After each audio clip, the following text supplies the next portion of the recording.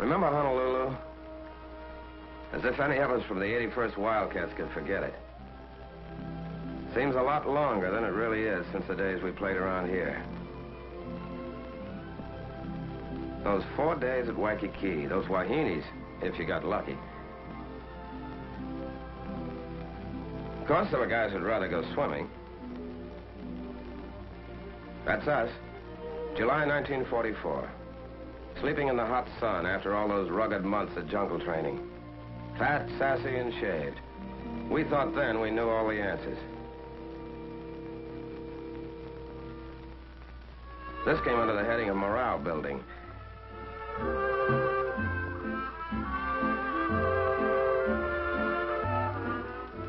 Of course, some characters needed more than others.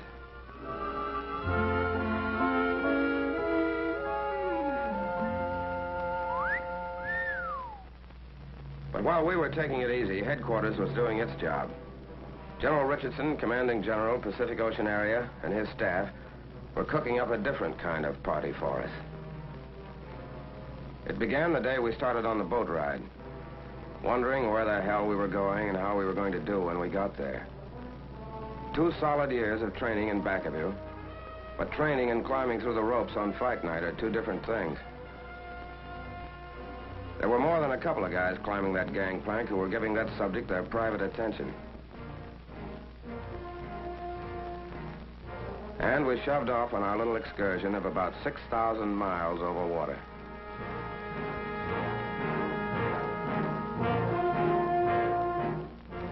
We were going down under. That's all we knew. We'd have even been glad to see a Kapu sign if it were standing on dry land. Every man with a cabin to himself. Picture of a guy getting fixed up to go to a concert.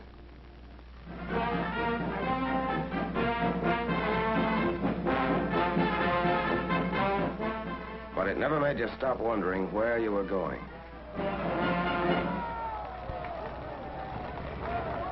Time on our hands, so we figured out ways to spend it. With a few bucks thrown in for a side bet. One way of getting tired enough to climb into your bunk. Back the loser, bub?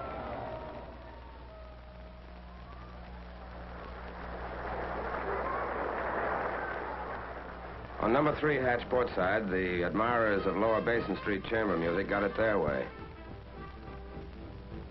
Remember Curly Miller? The boy could really go to town.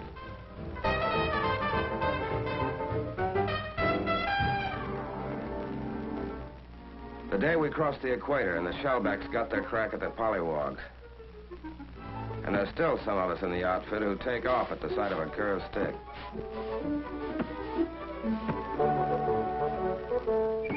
No, brother, that is not beer. Clipped, goosed, slugged, and half drowned, but no beefs. The collar merchants fitted the general for size.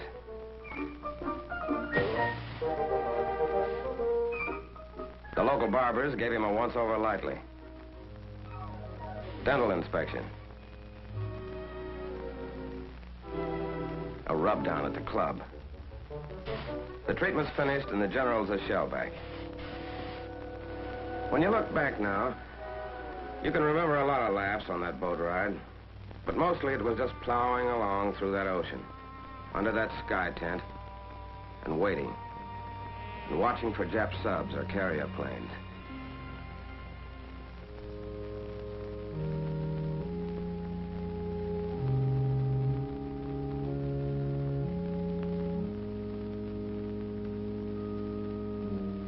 There was plenty of time for thinking.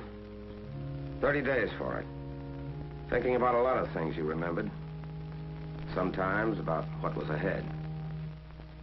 That was a special kind of thinking. And when you looked around, you saw you weren't the only one doing it. Somehow it made you feel a lot closer. It was the end of August when we dropped anchor off Guadalcanal in the Solomon Islands to go ashore for our dry run.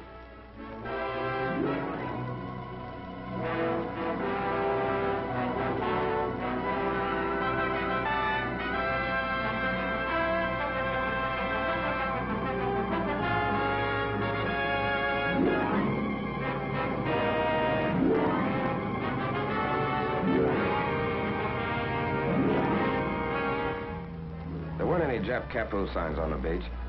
But when you hit it, you got that quick flash about the guys who were here ahead of us at Guadalcanal and the job they did. To look at it, you couldn't believe that beach had ever felt the bite of live ammo.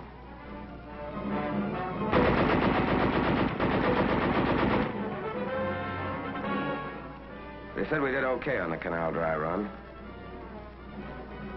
When we left the Solomons, we still didn't know where our next stop was, but it was getting closer. And when we got there, somebody was going to be shooting at us. All hands. All hands.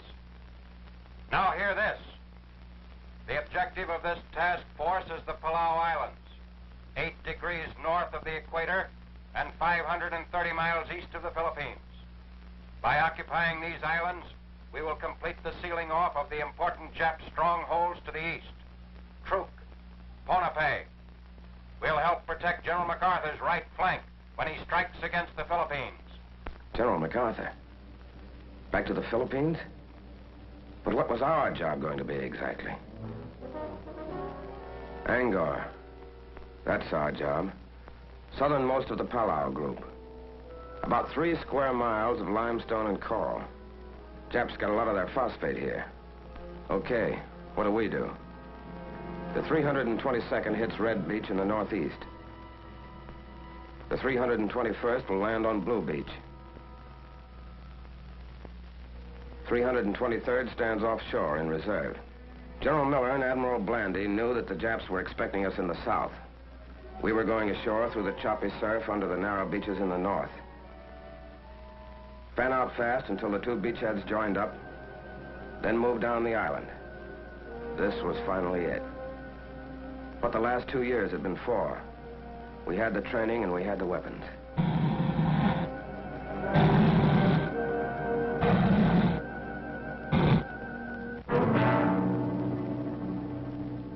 There was Angaur.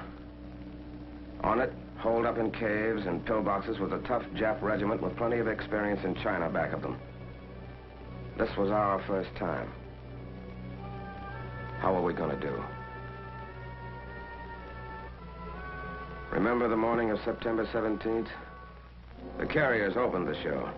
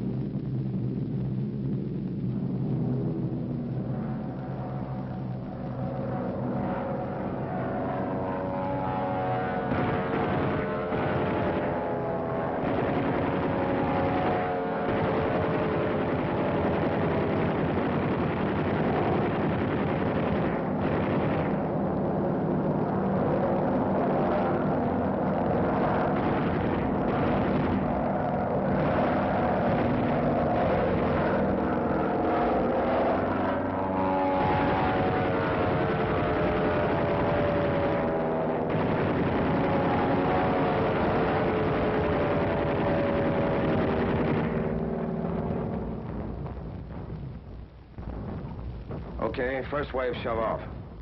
That's us. Let's go.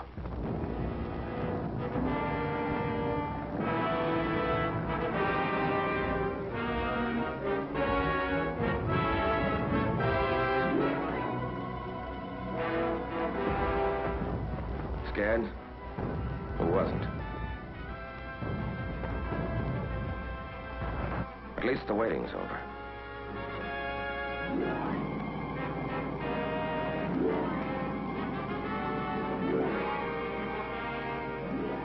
We piled onto Red Beach.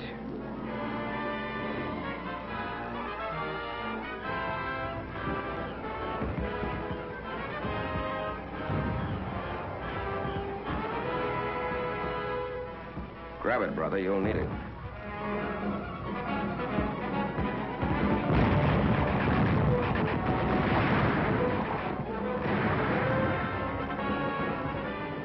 A 20-foot sand cliff to climb we didn't know about. And we were pinned down by machine gun fire and mortars. It helped to see other guys looking like you felt. But they were taking it too. That helped more. Blue Beach. Machine gun fire wasn't so bad. Our planes knocked out their mortars. But still no place to get caught with your pants down.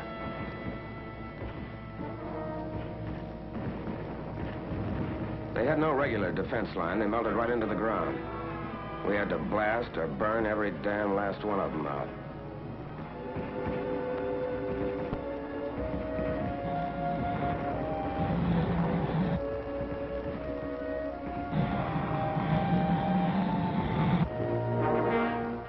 Naval artillery raised so much hell with Blue Beach, the Amtraks had a tough time making it.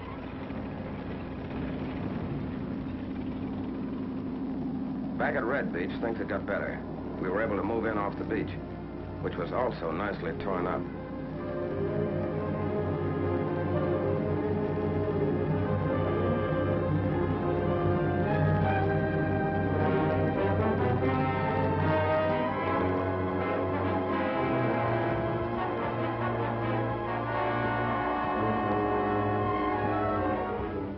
We started blasting them out of their rat holes with satchel charges.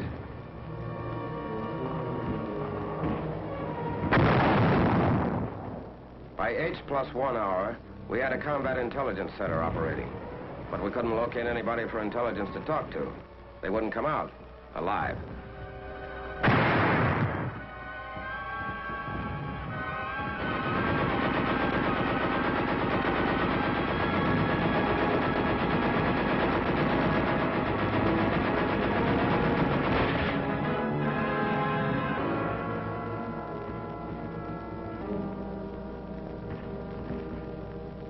Medics brought casualties down to the beach while we went on burning and blasting, extending the beachhead.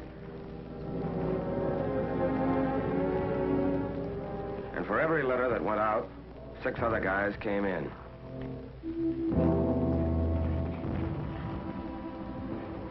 As soon as we had a good toehold, landing craft started delivering in back of us, building up an ammo dump. The Japs were still on high ground to the northwest, with mortars. They hit the dump.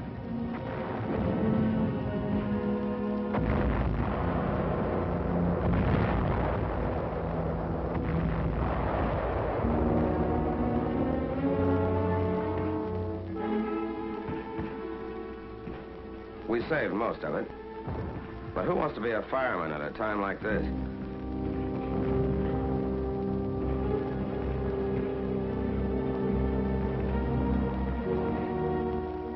General Miller came ashore the next morning to get a first-hand look at the scoreboard. It was no setup. Inland, the Japs were acting tough.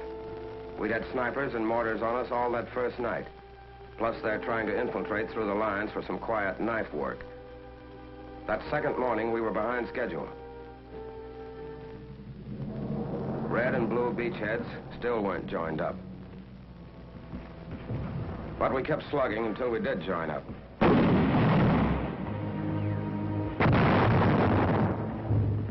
And all the time moving inland. Then we got to Shrine Hill. Remember?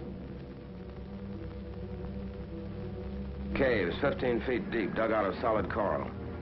Entrances barricaded with coconut logs, leaving firing slits only a couple of inches wide.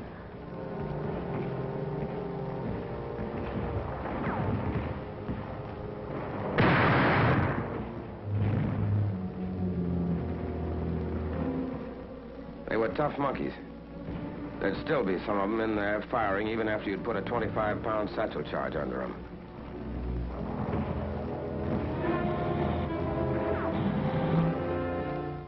Tough, all right. But they could be had. So we took Shrine Hill. One place where they wouldn't pray to their ancestors anymore. Then we got to Saipan Town. What was left of it.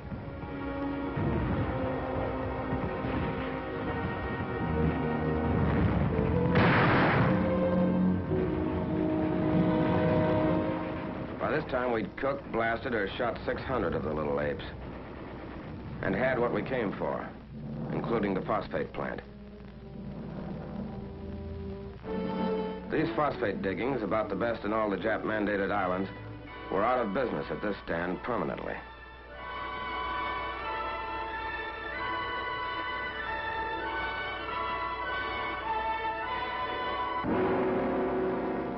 We weren't taking chances. They know how to hide like the murdering weasels they are. We heard that some of them were still on high ground up to the north. But by the end of the third day, we'd shoved them back into the northwest corner and the southern tip of the island.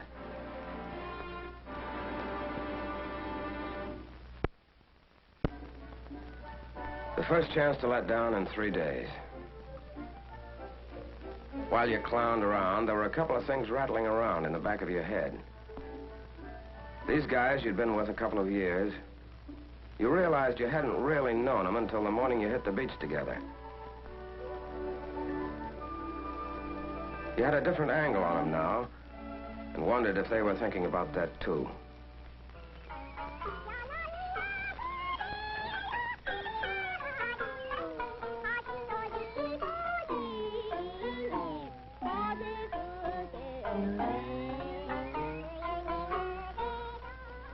While all of this had been going on, our 321st pulled out for Palau Island, 6 miles to the northeast. The 1st Marines were finding it heavy going up there. The 321st went up to give them a hand. The rest of us who stayed on Anguar had our own job to finish. The jungle was still lousy with Jap snipers, but we couldn't wait to clean them out to get the airstrip in. With a rifle covering every couple of axes, the aviation engineers started hacking out the strip. The sooner it's in, the sooner we can use it as a base to plaster the rest of the Palaus.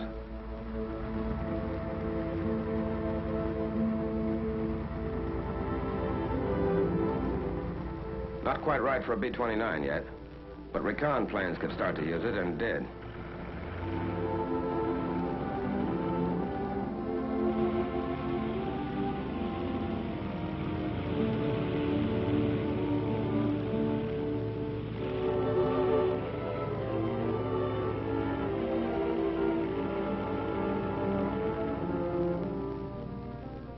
That island way in the background is Peleliu, where our 321st was battling Japs. Anguar was ours, but not quite. Up in the northwest corner, there's a piece of high ground we were starting to call Suicide Hill. To get to it, we had to move up the narrow gauge leading from the phosphate works into the defile that, for good reason, got the name of Bloody Gulch.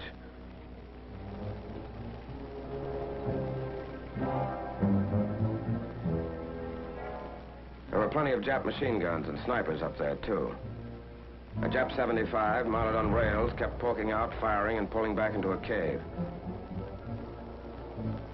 We couldn't see what the hell was going on up ahead, but the tanks could. They were checking with each other over the radio. Vincennes, repeat your last transmission. I did not hear. Over. I said we were stopped by enemy fire at the head of the gulch.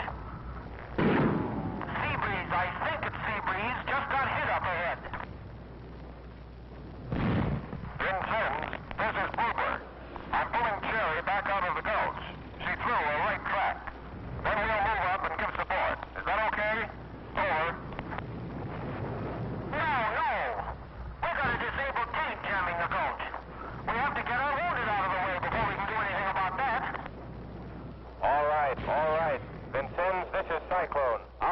what to do. After the wounded are removed, use your gun to blast that tank out of the road. Over. Okay, I'll try that, but it may take a lot of AT. I suggest the infantry blast it out with satchel charges. Can a demolition squad get near enough? What about enemy fire? Over. They can get up there. They can get up there. We're under fire all right, but those rudder bearers are working right in it. They're bringing those guys out with stuff kicking up all around them. Brother, what guts. All right, then. I'll contact infantry. As soon as our wounded are out of the gulch, we'll blast. Will any combat vehicle to the rear speak to me? Come in, please. Over. Okay, Cyclone. This is Calcutta. Over. I want you to warn all infantry in your vicinity to take cover. Get them off the rails. We're going to blast up ahead. Now, to any combat vehicle near there, pull back out of the way. Acknowledge. Acknowledge. I heard you, Cyclone. This is Rose. I'm right in there, but not too close.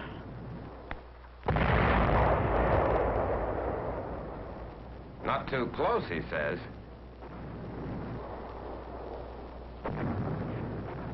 But the way is cleared now for the 2nd Battalion to move through the gulch.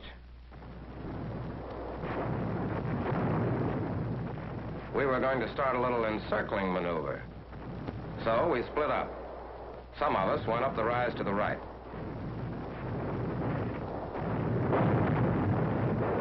The rest of us went to the left, going in with everything we could carry.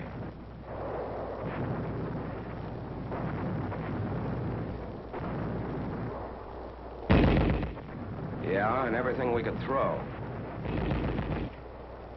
It was going to be Suicide Hill for the Japs now. We had them really holed up now. We called back for mortars and 155s.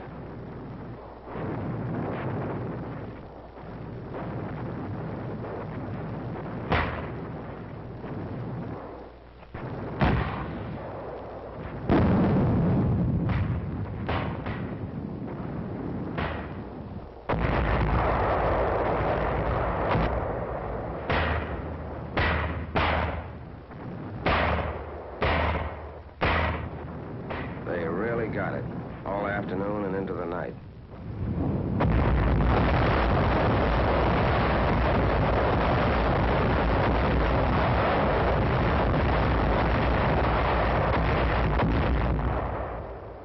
That was the end of all real resistance on Anguar, and the end of our first fight.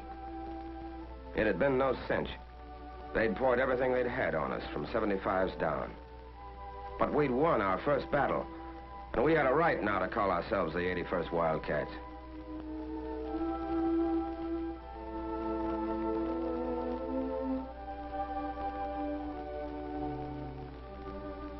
When you watched those guys come out, you realized something you hadn't known. How mad you got when the bastards hit the guy next to you.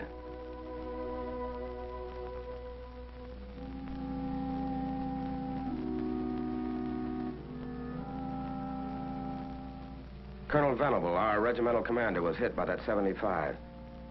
With the rest of our officers, he'd been right up there with us.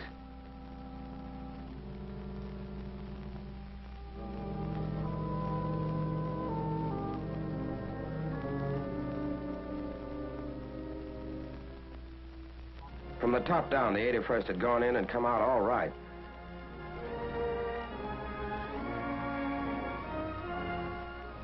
These are the faces of men who fight. These are the tired faces of men who have seen death. These are the faces of men from your own hometown who carried the flag of America a step nearer to Tokyo. Look at these faces. Here's the boy who sold you gasoline on a Sunday afternoon. Here is an American boy. Looks tired, doesn't he? He is. Here's the boy who came calling on Saturday evening and took your daughter to a movie. Here's the boy that everyone predicted would make All-American when he went to the State University. But he didn't go. These men don't like war. But the enemy must be met and destroyed wherever he can be found. They know that. And so do you. Are you doing everything you can to help them? Are you buying war bonds? Bonds that pay for the weapons with which they fight? Bonds that provide places for them to rest and hospitals in which their wounds may heal?